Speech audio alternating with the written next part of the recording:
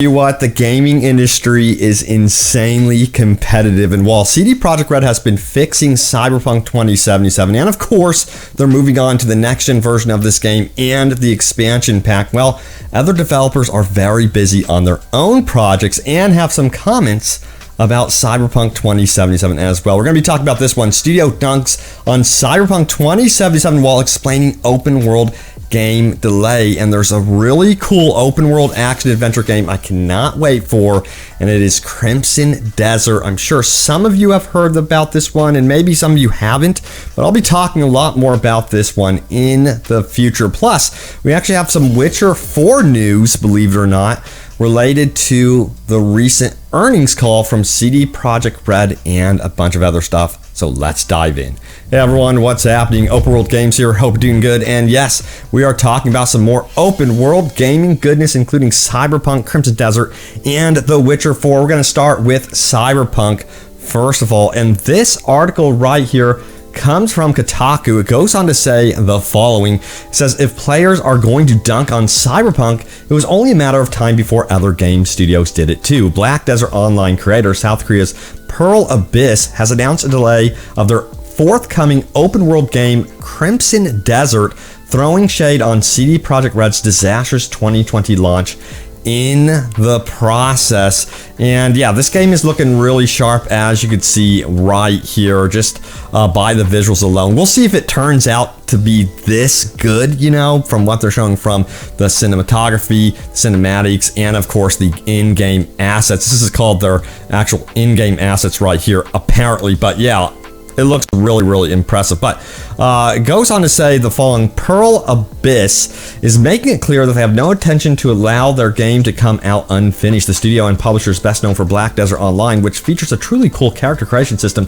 Crimson Desert was originally supposed to be a Black Desert prequel, but has since been recalibrated as a standalone title. The game seemed to be originally pitched as an epic fantasy open world MMORPG, but the studio now says it's not an MMO. It seems like it's like more of a single player experience with multiplayer elements from what I have been reading. Now, they go on to say the following. Announced in fall 2019, the game was supposed to be out this winter in July. However, Pearl Abyss announced the game's delay, explaining that the studio needed more time to add more ideas to the game for a deeper experience. It says, therefore, in order to create the best possible experience, all the while ensuring the health and safety of everyone involved in delivering the game, we have decided to delay Crimson Desert's release, wrote the studio.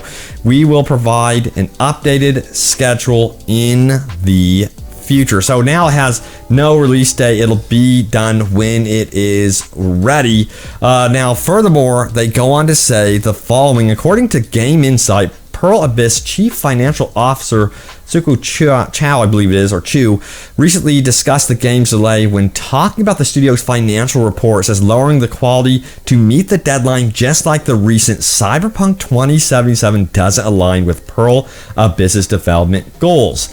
We are working hard to make Red Crimson with AAA game quality and depth. And of course, he's talking about Crimson Desert when he refers to Red Crimson right there. Of course, it might be called something different in South Korea and, you know, elsewhere overseas. But yeah, I'm super hyped for this one. I really hope it pans out to be really good. And it's noteworthy that they are paying attention to what is going on in the gaming industry outside of their own peripheral vision, and paying attention to the failures of certain games like Cyberpunk 2077, so they don't repeat that mistake.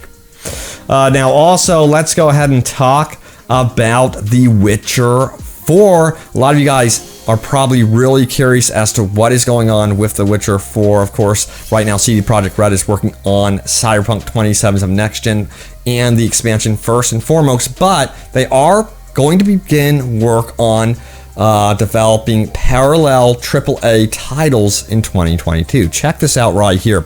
Goes on to say this: a fairly innocuous update from CD Projekt RED may shed light on the release date of The Witcher 4, a game not yet announced, but a game that we also know is inevitable. Speaking to investors, CD Projekt RED confirmed to those giving it money that starting in 2022, it will begin the development of more than one big budget project. Naturally, it doesn't say one of these games is The Witcher 4, but that's the expectation. In the past, CD Projekt RED has confirmed more is coming from the series, but so far it hasn't said when, and it hasn't relayed what fans can expect. The assumption is that The Witcher 4 also will not have Geralt at the helm. That's going to be an entirely new Witcher. In fact, the rumor is that it could be a female Witcher. We will have to wait and see.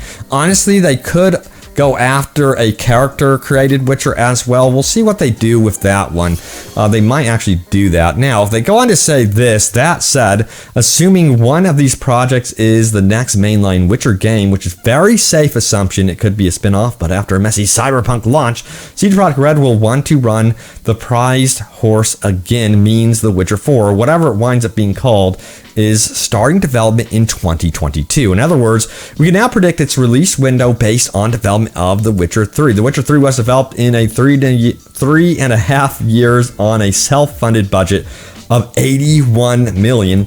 Using this timetable, it seems safe to assume the game will be out sometime between 2025 and 2026. That said, with the developer seemingly working on more than one big game, its development could take a bit longer, but this should be subsidized by the fact that CD Projekt RED has far more money and resources than it did when it was making The Witcher 3. So, of course, this is all speculation, as they did go on to say in the article, but I think it's very good speculation. Witcher 4 is years away, of course. At the earliest, I would think that it would be out by 2025, but I'm telling you what, that's probably at the earliest. We'll see what happens here, of course, with Cyberpunk. They still have plans for possible multiplayer with this one down the road. Again, I think that they want to ultimately have Night City a playground for players, much like GTA Online, but we'll see what happens with that. Now, we have some other news here that associates itself with CD Projekt RED and more specifically the Witcher franchise, but it goes beyond that. This is really cool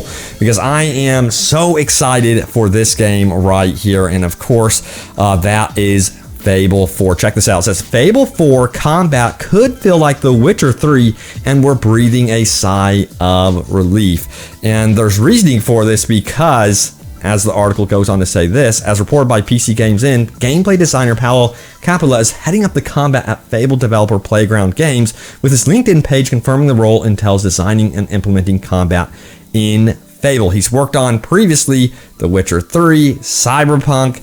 So yeah, I think that would be really cool if in some way Fable did feel a little bit like The Witcher. It seems like Fable might be a bit more mature than the previous Fable games, but also I hope they keep the whimsical feeling of Fable still alive and well. That's just my personal opinion. Now, we do actually have some GTA 3 and Vice City news. I kid you not, because there was a fan project going on, but it seems like that hit a very rough patch. Take-Two is suing reverse engineered GTA 3 and Vice City fan project creators.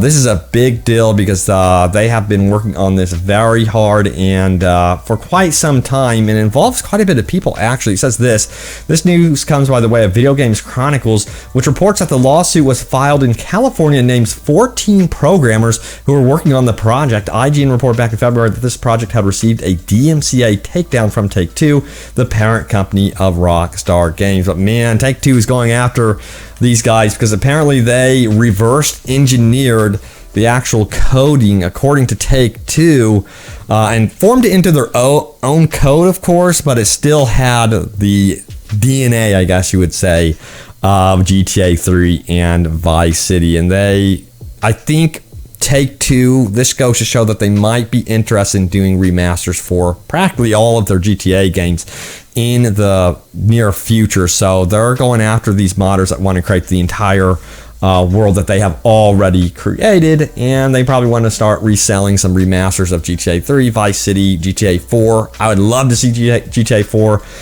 remastered, but they don't want code being sold or engineered or what have you. But sound off what you guys think of this one in the comments below. Do you think it's fair or not? Do you think these modders should have to get permission to reverse engineer games like GTA, Cyberpunk, and that sort of thing. Now, also back to Cyberpunk, we have this post here. It says, so I finished Cyberpunk for the first time the other day, and it says this, I ain't gonna lie, it made me cry. Not just the bad ending, but also the Arasaka ending. I'm not gonna get into the full post, because some of you may actually not have completed some of the game, or some of the endings, but yeah, let me know if Cyberpunk 2077 made you cry, and if it did not, what game did? There has to be a game out there that made you somewhat emotional. Sound off in the comments below. And I think you all know what time it is. It is time for your top comments. Remember, I love highlighting your comments from my video, so don't be afraid to post something. Even if it doesn't get tons of upvotes, I may find your comment. So let's do this right now. So my most recent Cyberpunk video was this one right here. It says, CD Projekt RED just revealed big news, the expansion, next-gen update, and DLC, and all new updates. And basically the gist of it is that yes, we're getting new expansions. It looks like over 40% of their workforce are working right now on the expansion, and a lot of the company is hyper-focused on Cyberpunk Next Gen and the expansion, which is very good news. But the next gen update for Cyberpunk may actually be delayed into 2022. That is actually a possibility, but right now their targeted release date is fall 2021. We'll see if they can pull it off. Now, let's see what you guys had to say about it. So we have designer Azevedo, who says, I want a cyber No Man's Sky so bad. I love Night City, just want a live city to have fun with. Yeah, they need to really revive the city and bring more life to it for sure. Alec Chard says, all I care about is more cinematic main story missions and actual interaction with the main character when their missions are done, besides just asking them the same set of questions. A lot of agreement on that one. Aimless Drifter says the following, hope the expansion will add more depth to the game, like missions for gangs, gang wars, maybe more corpo, street, and nomad quests. So, again, my assumption is if they're going to be building up a brand new expansion, it most likely could be either a new region of the map that they go for or an entirely new map, and within that they would build new systems based on the feedback that you guys are providing, and hopefully that can trickle into the vanilla game. Those new systems for like a new map or a new city can actually make their way into the current Night City. We'll see what happens with that. I don't know if they're going to be able to time that with the expansion or not. Only time will tell. Now, Dorkle goes on to say the following, I just want the world to be what they promised, a world that feels alive. Absolutely. Matthias Fax says, I don't want an expansion, I want an overhaul. If they redirect staff to a separate project, it's likely they won't rewrite the flawed and incomplete features that were originally promised. They'll write a separate story similar to Witcher 3, but The Witcher 3 was a solid game apart from various initial bugs. Yeah, so they have more of an undertaking for sure with Cyberpunk with this one. LeBret says this, I just want more non-linear quests. Yeah, something that I want is more interactive, dynamic encounters like you would see in Red Dead Redemption or even GTA 5, where some random stuff happens without you being present. You just walk in on it. That'd be really cool, and perhaps it rolls into some sort of multi-story arc side mission. Again, I point to Ghost of Tsushima as being one of the best with side content. Absolutely one of the best because they're meaningful. They absolutely have meaning and they're multi-part, which I love. Alright, so let's keep going. Joshua says this, I really hope CD Projekt RED allows us to go into the cordoned off area of the city in Pacifica. You can hear NPCs talking about it basically being the Dark Souls area of Cyberpunk, and only a borged out freak would survive in there. It's me, I'm the borged out freak, and I wanna go.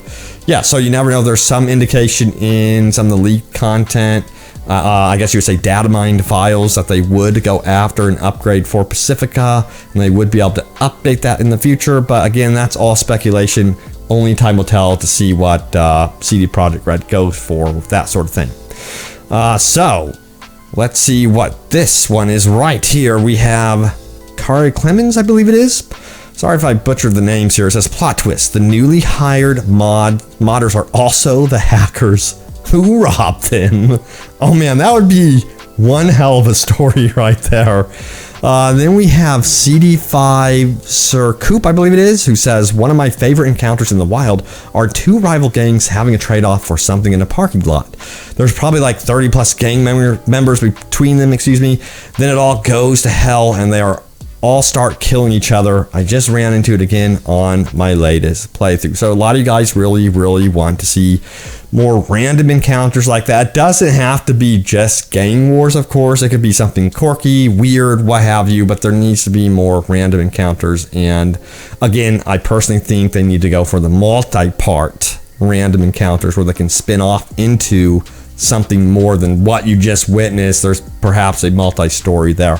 Red Dead Redemption 2 had or was Red Dead Redemption 1, had a really funny multi-part story as I recall. But anyway, there it is, guys. The latest happenings around Cyberpunk 2077. Of course, we have The Witcher 4 news in here and Crimson Desert and even a little bit of Fable 4. And I'm really wanting to cover both Crimson Desert in the future and Fable 4. Let me know if you guys want to see more of that on the channel. Sound off. But thank you all so much for watching. Stay tuned for more, and I will see you all next time. Take care.